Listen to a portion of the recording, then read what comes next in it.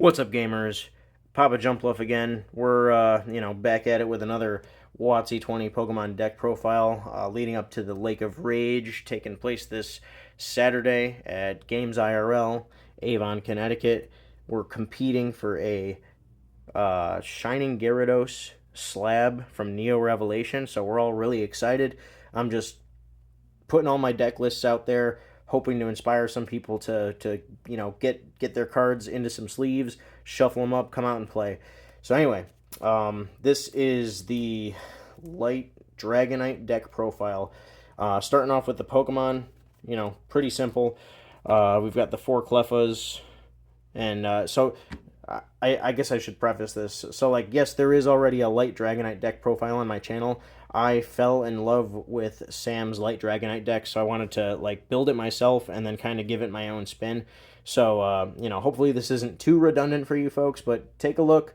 Compare the two lists. Sam's list is great. He's been having a fun time with it. I just like to look at a slightly different direction. So, give both of them a look. Give them both a like. Yeah. Anyway, back to the deck profile. So the four Clefas, no explanation needed. This is WOTC20. We play four Clefas in almost every deck. The next Pokemon is this Dratini from Team Rocket. Just nice and easy. The big thing about this deck is we're using all colorless energy, so it's super easy for us to throw a double colorless on here if we need to start attacking with this Dratini. Next is two copies of Light Dragonair. Again, nice card. It's got the Psychic Resistance just like its basic form. It has a nice 80 HP. A big one is this Healing Light, which is anti-Aquapolis Steelix. Aquapolis Steelix tends to be popular in this format because of the spread damage. Healing Light removes one damage counter from each Pokemon, so it's like the antithesis of that Pokemon. And it's main reason is to evolve into the next Pokemon, which is of course the Light Dragonite. So Light Dragonite is here for the Miraculous Wind. We are taking all special energy and turning them into a colorless source of energy. So metal energies lose their text and they provide colorless instead. Rainbow energies lose their text and become colorless instead. It is fantastic. It also affects darkness energy, but it's just an unfortunate side effect. Darkness needs all the help that it can get. So in any case, there's two Light Dragonites here, and we've got a Spice with the base set Dragonair. Just built as an alternate attacker, we like to use the Hyper Beam attack because of its energy removal. Yes, it's only 20 damage, but the energy removal can be vital in some grindier matchups, which this deck aims to steer the game in that direction. So, also nice 80 HP, the same retreat cost, the same resistance as the Light Dragonair, and it just hits a little harder. And then, so that's it for the dragons. We're now moving into other familiar territory. We've got the two Sentret from Neo Discovery. Just has a good amount of HP. Just 50 HP. You're really just putting this in here so that you can go on into the Furret, which will let you shuffle two cards using its ability. Shuffle two cards from your hand back into the deck to find any energy card and add it to your hand. Which is really fantastic when you're here for the acceleration portion of the deck. Next is the spicy line that I wanted to include. So here's two Porygon from Aquapolis. It's really just here because it has 40 HP, and it's pretty good. Next is the Dark Porygon2. So the cool thing about these is I won this one on eBay for $1 from the auction, and I won this one on eBay for $3 from the auction. So that's why I'm playing Japanese as opposed to spending, extra money on the English copies. Bid for your cards when you can. This format is not going anywhere. You will have time. So the first ability is, I don't remember what it's called, but I know you're able to flip a coin, and if heads, you can take a stadium from your discard pile and put it back into play, knocking your opponent's stadium out of the picture. Now, the main thing, the big weakness of this deck that everyone seems to be putting into their decks these days is Sprout Tower. So Sprout Tower reduces all damage dealt by colorless Pokemon by 30, which means that our main attacker, which is the Light Dragonite, would only be attacking for 10 damage a turn, which is embarrassing. So we have the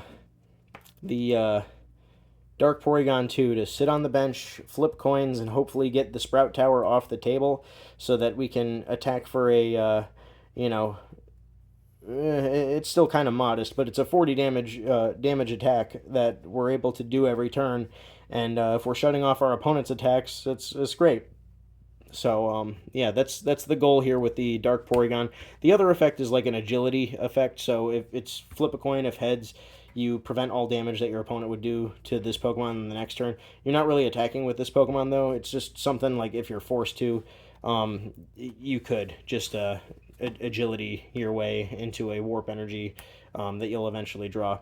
And anyway, here's Igglybuff. So there's also been a lot of Aerodactyl on the rise. So this deck having 3 lines, there's a stage 2 line and 2 stage 1 lines.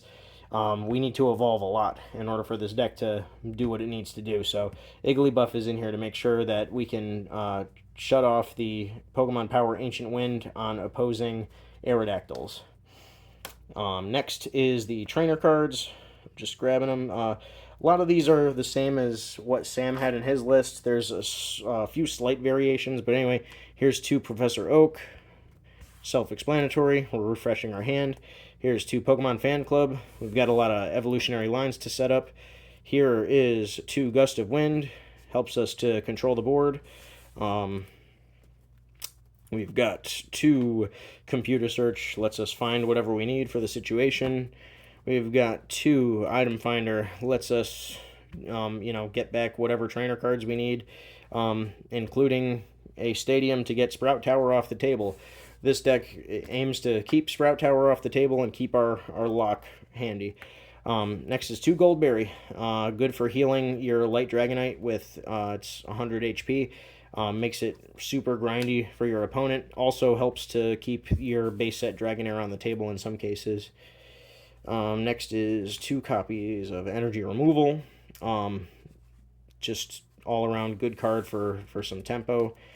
Got 2 copies of Friend Ball. You don't need to run Pokemon Trader when you can just fetch whatever Pokemon out of your deck because your opponent will be playing Cleffa. If they're not playing Cleffa, it's very strange and probably not correct.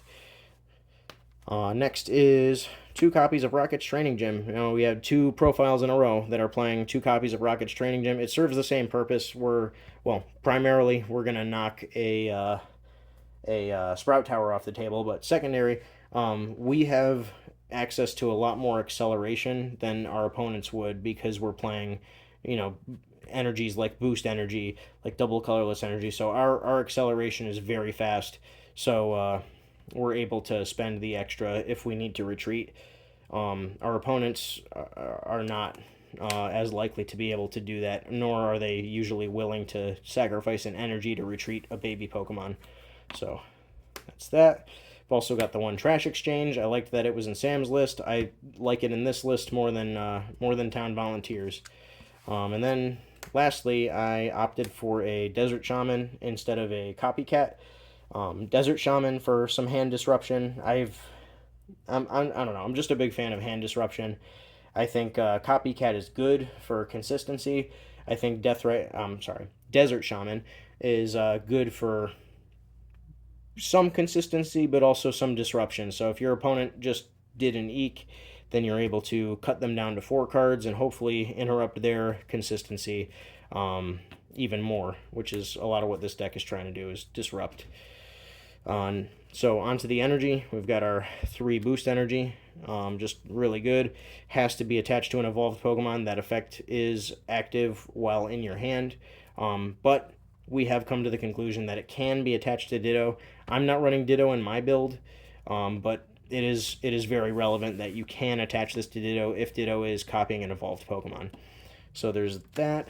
We have 4 copies of Double Colorless Energy. Just, again, more acceleration. We have one copy of Miracle Energy. This can only go on the Light Dragonite, Light Dragonair. The good news is when it goes on Light Dragonite, it doesn't discard at the end of the turn.